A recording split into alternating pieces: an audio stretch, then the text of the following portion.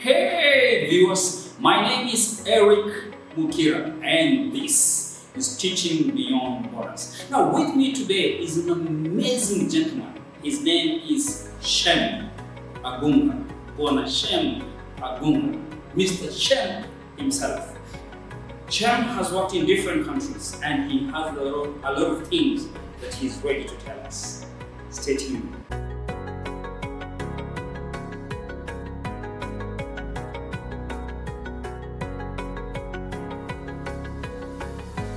So welcome again. So this is Beyond Borders, Teaching Beyond Borders. And with me today is an amazing educator, Mr. Shem Agunga. Shem, karibu sana.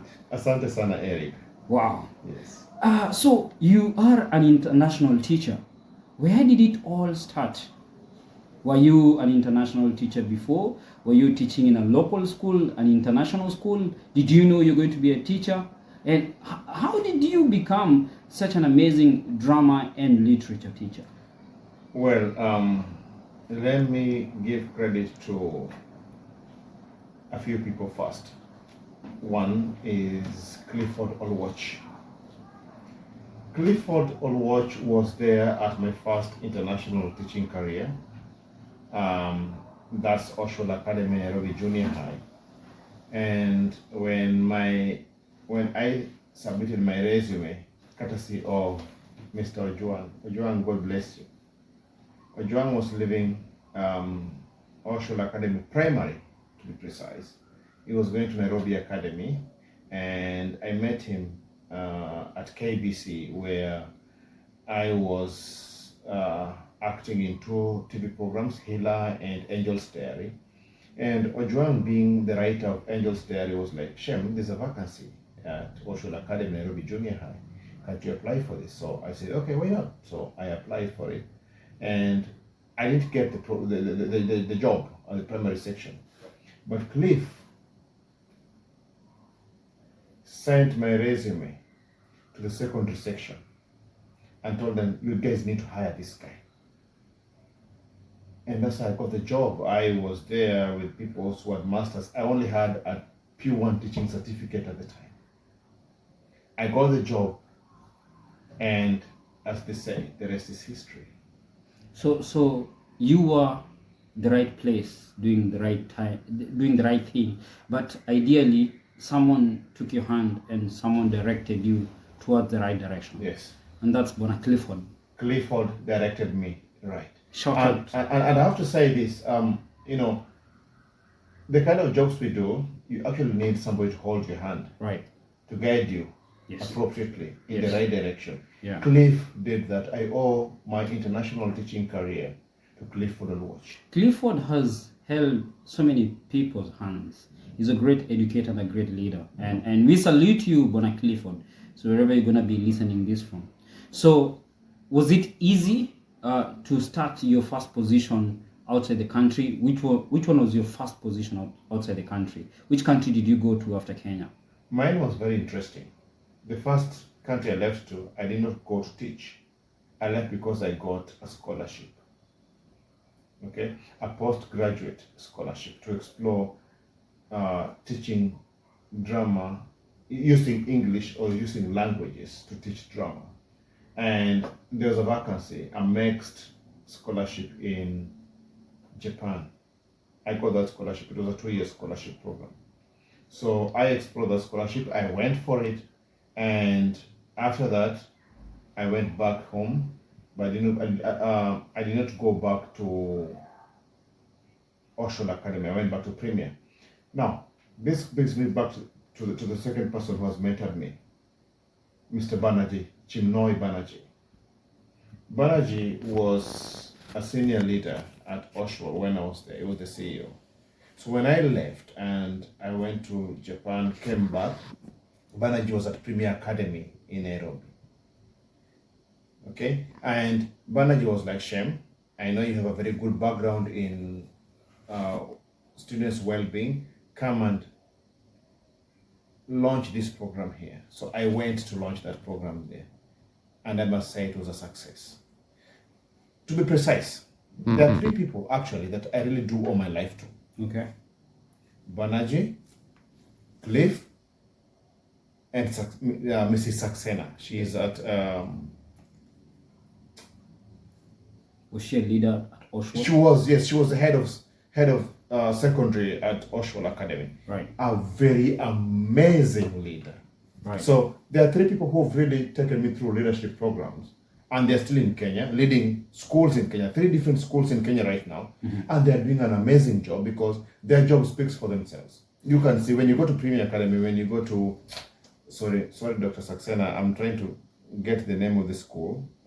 It's messing me up a little bit, but Dr. Saxena, Clifford Oluoch, and Chimnoi Banerjee, those 3, they mentored you. They mentored me. Yes, they did. And thinking and just talking about postgraduates, so many thoughts are coming to my mind, and I'm wondering, is it worth it to study for something you're passionate about?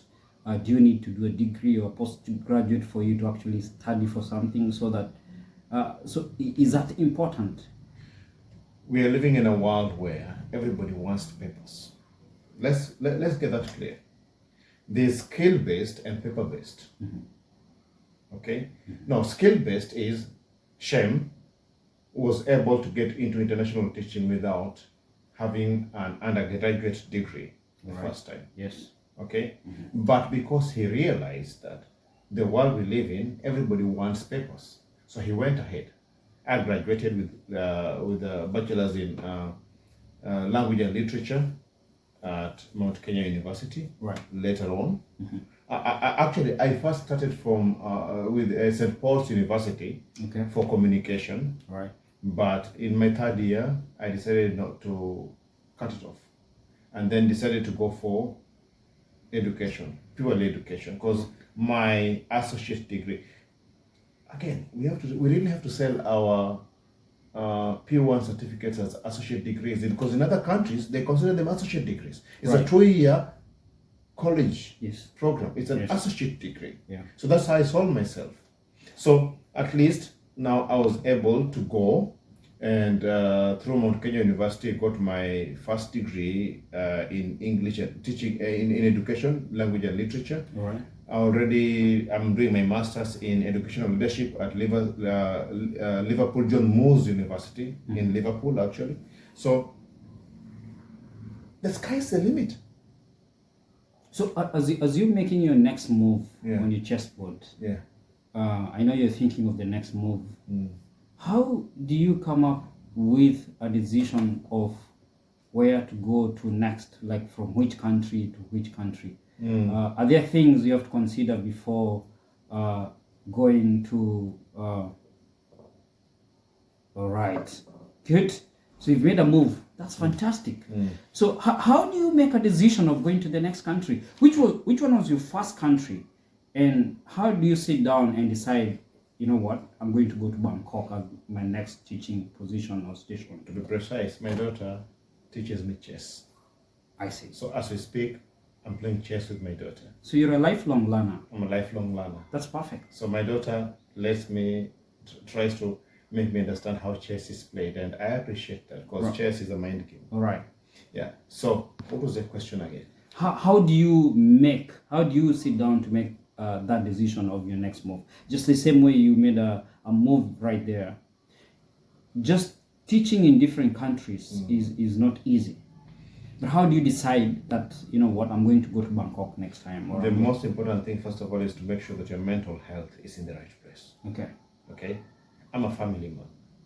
Let's say that.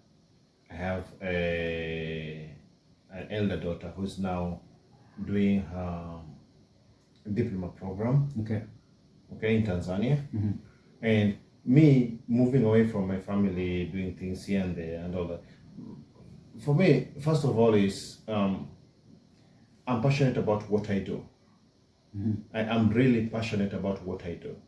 But for me to move from one country to the other, for a long time, teachers of color have been really held back because not many people really believe in the teachers of color, especially if you come from a country like Kenya. Let's, for instance, they don't consider Kenya to be a native-speaking country. It's been a problem. We've fought that kind of situation in so many areas. I've faced it in my education career. I've faced it a lot of times. But for me to make my next move is I know I'm capable. So if this country, this school in this country wants me, why not? I'm in Bangkok now. I've been to Japan. I've been to Ethiopia. I've been to Tanzania. I've been to South Korea. So being in Bangkok now, for me, is part of my journey.